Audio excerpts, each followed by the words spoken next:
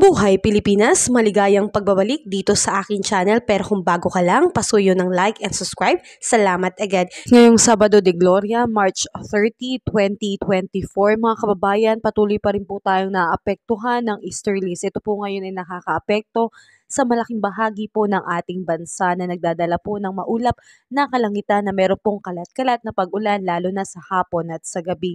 Sa ngayon mga kababayan ay wala pa rin po tayong sama ng panahon na namamataan sa loob at labas ng Philippine Area of Responsibility, kaya wala po tayong bagyo ngayong Lenten week.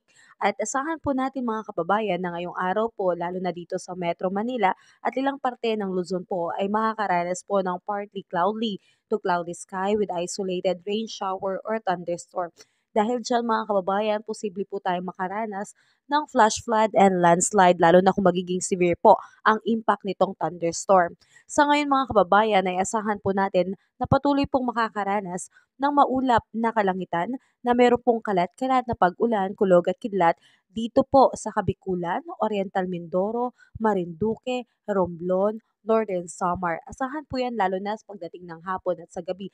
Pero asahan po natin lalo na sa umaga at tanghali ang napakamaalinsangan na panahon. Sobrang init po mga kababayan, kaya ihanda mo na ang iyong pamaypay, tubig at payong lalo na kung lalabas ng bahay. Kaya ingat po tayo mga kababayan ngayong Sabado de Gloria.